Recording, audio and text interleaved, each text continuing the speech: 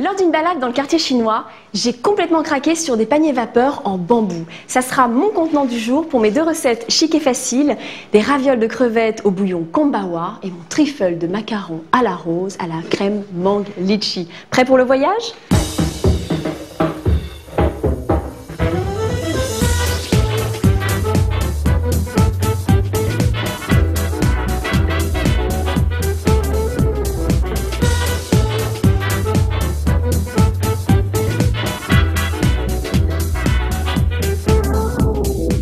J'ai commencé par ma première recette, mes ravioles de crevettes avec leur bouillon kombawa. Et justement, en parlant de bouillon, je suis en train de faire rougir les têtes et les carapaces des crevettes, donc à sec, comme ça. Et je les écrase, donc j'ai pris des crevettes crues, et je les écrase pour bien extraire tous les sucs des carapaces qui vont pouvoir parfumer à la perfection mon bouillon. Voilà.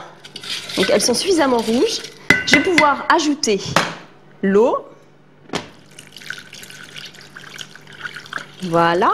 Là, on est en plein dans la tendance du bouillon. Moi, j'adore le bouillon. Je vais ajouter du kombawa. Alors, juste un zeste, un bon zeste de kombawa. Ça suffit, hein, c'est très très parfumé le kombawa. Ça va apporter une petite note citronnée. Et le kombawa se surgèle très bien, se congèle très bien. Voilà. J'adore le bouillon. On va laisser, on va ajouter un petit peu de sel, un petit peu de poivre. Voilà. Et on va le laisser à peu près 10 minutes. En attendant, je vais pouvoir m'occuper de la farce de mes ravioles. Donc, hop, des crevettes. Donc là, cette fois, j'ai décidé de les farcir aux crevettes, mais parfois, je les farcis également à la viande hachée. Voilà. Ça me rappelle vraiment, en Asie, on mange vraiment des ravioles comme ça un petit peu partout. Je vais peut-être tout mettre. Allez hop, soyons fous, le persil plat. J'ai mis les pousses d'épinards fraîches. Le gingembre frais pour apporter une petite touche citronnée, du miel pour apporter une touche un peu orientale et sucrée. Voilà. Voilà, elle est pour moi. Et du fromage frais de chèvre pour apporter un petit peu de crémeux à cette raviole. Donc vous auriez pu tout mixer, mais honnêtement, c'est important d'avoir des morceaux sous la langue et pas une pâte. C'est pas le but de faire une pâte. Donc là, on a vraiment les morceaux de crevettes, voilà, une bonne farce, bien homogène, super, du sel, du poivre, un petit peu de poivre, un peu de sel, donc toujours à votre convenance, voilà, et je vais pouvoir garnir mes ravioles, mes pâtes à ravioles, et j'ai choisi des pâtes à ravioles chinoises, des wontons, et les wontons, donc ça s'appelle wonton, c'est le nom de deux guerriers chinois, won et ton. Et ce que j'aime bien dans ces pâtes à ravioles, c'est qu'on va pouvoir les garnir donc à ce qu'on veut et surtout elles sont très simples d'utilisation. Vous les achetez prêtes à l'emploi, il suffit de mettre un petit peu d'eau sur les bords pour pouvoir les souder. Voilà, je vais en faire déjà 2. Et ensuite, on va mettre à peu près l'équivalent d'une cuillère à café au centre, une petite cuillère à café. Peut-être un peu trop généreuse là, voilà. Et ensuite vous reposez les bords, voilà, vous soudez les bords ensemble comme ceci en appuyant bien fort. Et le tour est joué. Donc là j'ai décidé de les plier en triangle, mais vous auriez pu faire des petites fantaisies, vous auriez pu mettre un petit peu plus de volume. Voilà, j'ai mes 2 ravioles de prêtes, on en fera d'autres un petit peu plus tard. Je vais commencer à passer mon bouillon. Voilà. Je vais le passer pour éviter d'avoir des petits morceaux qui traînent un peu partout.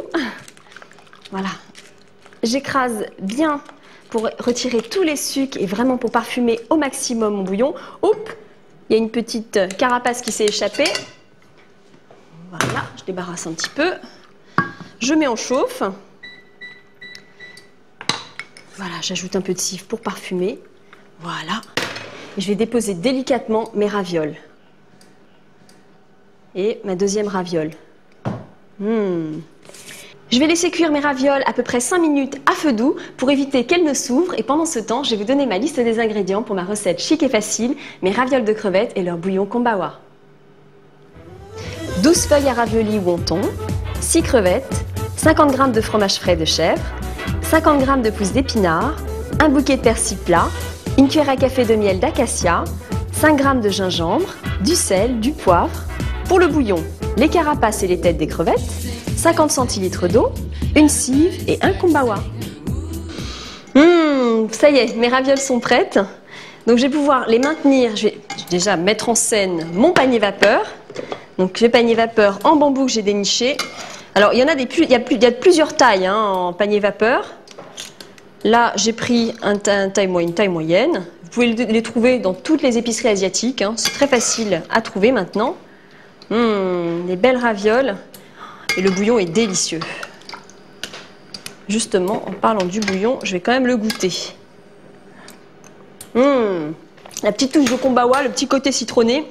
Je vais maintenir mes ravioles au chaud en laissant le panier vapeur au-dessus de la casserole. Alors il faut toujours une casserole un petit peu plus petite que le panier vapeur ou alors comme ici, à peu près de la même dimension.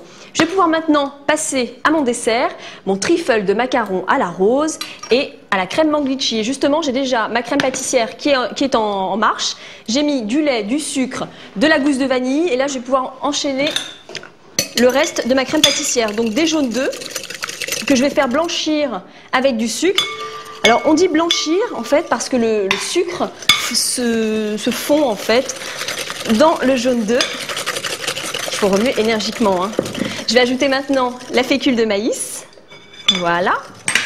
Pour épaissir ma crème pâtissière. C'est ce qui va vraiment épaissir ma crème pâtissière. Hop, ça fait les muscles. Voilà, mon mélange est blanchi. Je vais pouvoir ajouter le lait. Alors attention, surtout, opération extrêmement délicate. Il faut mettre le lait d'abord une première fois, verser le lait une première fois pour éviter de cuire les jaunes d'œufs d'un seul coup et éviter les grumeaux surtout. Il ne faut pas que ça coagule. Voilà. Je pense que là, c'est bon. Je me suis entraînée plusieurs fois. Crème pâtissière, ça ne marche pas toujours du premier coup. Voilà. Mais quand on suit ce conseil, généralement, on réussit. Je vais verser le reste de mon lait. Voilà, on obtient un mélange mousseux et déjà succulent. Prochaine étape, je vais cuire ma crème pâtissière. En fait, je remets ma crème pâtissière dans la casserole, comme ça. Je vais la faire cuire pour la faire épaissir et pour obtenir la consistance que je veux. Je débarrasse. Hop là, en cuisine, il faut être très organisé, attention. Et je vais maintenant faire épaissir ma crème pâtissière en la cuisant. Voilà.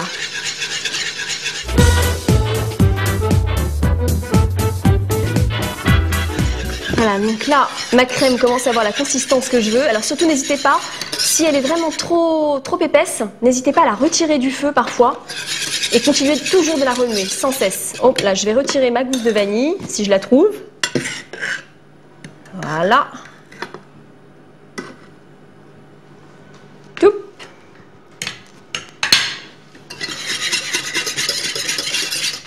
Voilà. Hors du feu, je vais ajouter le beurre. Alors le beurre très froid. Très froid pour qu'il s'incorpore parfaitement à la préparation. Voilà, toujours fouetter énergiquement. Il y a des techniques comme ça en pâtisserie à vraiment intégrer pour pouvoir réussir ces préparations. Ça y est, ma crème pâtissière est prête. Maintenant, je vais la laisser refroidir. Mais avant de la laisser refroidir, je vais la goûter parce que une crème pâtissière tiède, c'est délicieux.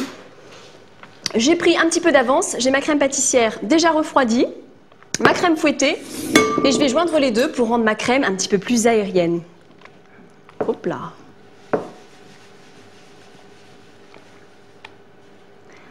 Voilà. Et ma crème fouettée maison. Je vais en mettre la moitié parce que je veux vraiment obtenir une consistance pas trop liquide. Remue d'abord au milieu comme ça. Voilà, donc c'est vraiment une crème gourmande qu'on fait ici.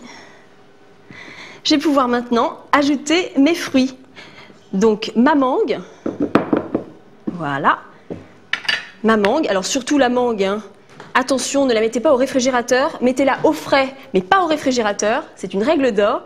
Et mon litchi, donc là j'ai choisi du litchi frais, mais vous pouvez mettre du litchi en conserve que vous écoutez bien. Maintenant je mélange les deux, l'équilibre est extrêmement important entre le fruit et la crème. Il ne faut pas trop de crème et pas trop de fruits non plus. Voilà.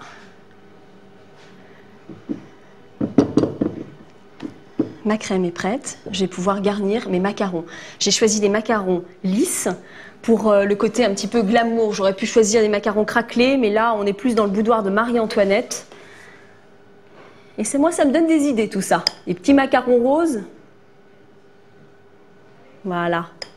Donc je termine de garnir mes macarons et en attendant, je vous donne la liste des ingrédients pour cette recette chic et facile. Mon trifle de macarons à la rose et à la crème mangue litchi.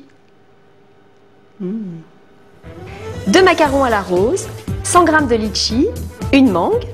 Pour la crème, 25 centilitres de lait, une demi-gousse de vanille, 3 jaunes d'œufs, 60 g de sucre, 25 g de fécule de maïs, 25 g de beurre et 80 g de crème fleurette. Regardez mes beaux macarons. J'en ai profité aussi pour dresser une jolie table en éparpillant un petit peu partout sur la nappe des fleurs pour créer un effet imprimé Liberty. J'ai réalisé aussi des ronds de serviettes sur lesquels j'ai piqué des fleurs avec du fil d'étain, tout simplement. J'ai fait la même chose sur les baguettes et sur le verre, fait un petit rond de verre. Voilà, mes 2 recettes chic et faciles du jour sont dressées. J'ai d'un côté mes ravioles de crevettes et leur bouillon kombawa et mon trifle de macarons à la rose à la crème mangue litchi. Vous pourrez bien sûr retrouver toutes mes recettes chic et faciles sur le site www.cuisine.tv et surtout, n'oubliez pas, quand c'est beau, c'est encore meilleur. Bye bye!